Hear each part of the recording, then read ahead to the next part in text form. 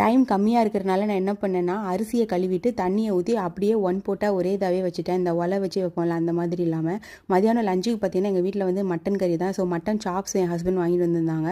அது கூட கொஞ்சம் வெங்காயம், தக்காளி, பச்சை மிளகா, அப்புறம் இஞ்சி பூண்டு பேஸ்ட்டு, கருவேப்பிலை எல்லாத்தையும் ஒன்றாவே போட்டு அப்படியே வேக வைக்க வேண்டியதான்.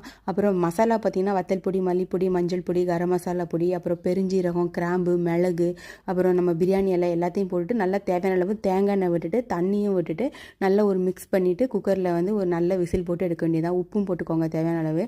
ஸோ இது வந்து பார்த்திங்கன்னா அவசரத்துக்கு நம்ம பண்ணால் இந்த மாதிரி பண்ணால் நல்லாவே இருக்கும். இதில் நம்ம தேங்காய் போடணுனாலும் போடலாம், இல்லை தேங்காய்லாம் வேண்டாம் அப்படின்னு நினச்சாலும் ஓகே. நம்ம வதக்கி பண்ணோம்னா அதோட டேஸ்ட்டு வேறு மாதிரி இருக்கும், இதோட டேஸ்ட்டு வேறு மாதிரி இருக்கும். ஆனால் இது வந்து நம்ம அவசரத்துக்கு பண்ணால் பண்ணிக்கலாம். இது கூட நான் கொஞ்சம் தேங்காய், முந்திரி பருப்பு அதெல்லாம் போட்டு அரைச்சி திக்காக இல்லாதனால இந்த மாதிரி பண்ணேன். நீங்கள் இதெல்லாம் பண்ணலைன்னா கூட நல்லா தான் இருக்கும். இதெல்லாம் அரைச்சி விட்டு நல்லா திரும்ப குக்கரில் விசில் விட்டதுக்கப்புறம் பார்த்திங்கன்னா கிரேவி அவ்வளோ திக்காக அவ்வளோ டேஸ்ட்டாக சூப்பராக